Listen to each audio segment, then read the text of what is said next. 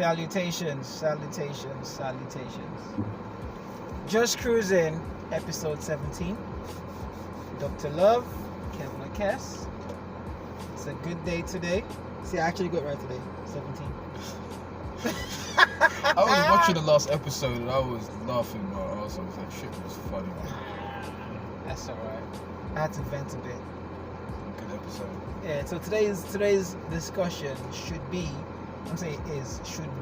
about I like the fact you're factoring that it might go left, it might go right, it might go Grease the musical, you know, I never know where it's going with this, you know. We'll be together like all that nonsense. So today's discussion should be about logic versus emotion. Logic versus emotion. That's a hard one to actually discuss. First off, what is logic? What does the human I was human about to mind, ask you that question. The human mind, what does the human mind see as logic? And what does the human mind see as emotion? Because obviously when I say logic, everyone wants to point towards the brain. When I say emotion, everyone wants to point towards the heart, right? Because a logical, from the common sense, a logical term would be a non-emotive decision, a non-emotive choice. Okay. An emotional term from a common sense would be a non-logical decision or non-logical choice. So it's a thing whereas on paper, black and white, it's literally logic versus emotion. Would you want to add to that, or do you think that's a problem or anything? What do you think about that?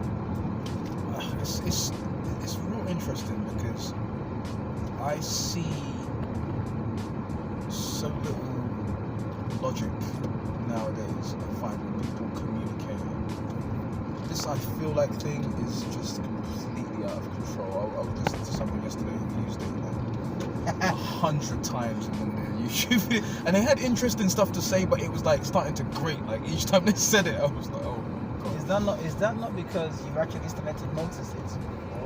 It's definitely because I'm noticing it more. Absolutely, it's been there for a minute. However, I just find a lot of times in conversations, it's full of assumptions, it's full of generalizations. There's all these cognitive distortions that are taking place. Also, it robs you of accountability. Oh yeah, absolutely. That's a big part of it. And so what I would say is, I'm no expert on logic. So in terms of definition, I would think of it in terms of the rational mind. Actually, I would think of it in terms of that which is based on reason and fact, as opposed to, well, this is a feeling I have, or this is an assumption, or this is a presumption, or a conception, or a conclusion based on my previous experience. Okay. Let me interject a little bit. Go for it. You said I feel like, right? The time I feel like. Dig this. Let me give you why I said it robs you of accountability. If I say the sky is blue, that's a definitive sentence. I've said the sky is blue, which is Absolutely. I have chosen the path. The sky is blue. That's my choice. That's my say. That's my decision. Yeah, you have to stand on it. I stand on it. Accountable, responsible for that. If I say I feel like the sky is blue, same sentence. I've now said I feel like the sky is blue. It robs me of accountability and responsibility. 100%. Which is what? You say no, the sky is green. I can always change my mind. So I have an issue with actually standing on my own morals and standing my ground. So I can always change my path based on what's the word? The strongest person in the pack.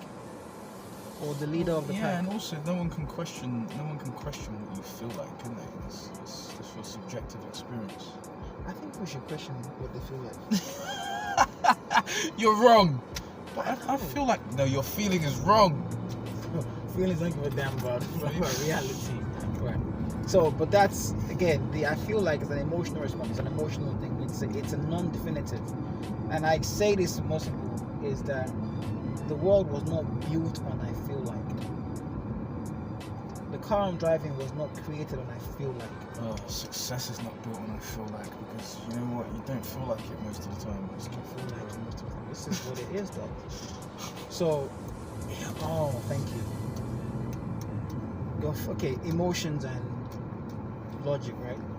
Logic tells us we need to go to work, to go and make that money, to go and do better, learn and be better. You haven't defined logic though. Sorry to interject. That's fine.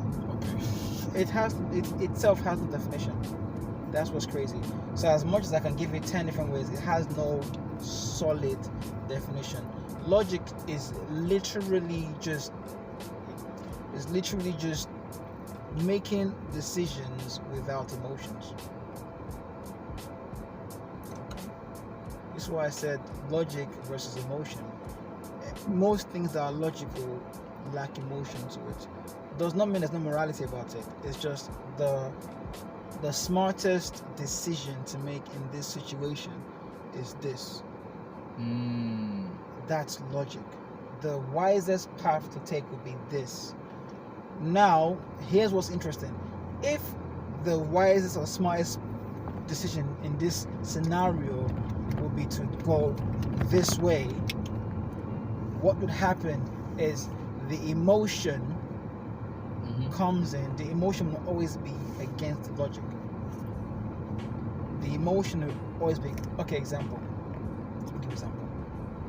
Say we are in a post-apocalyptic zombie-filled world, right?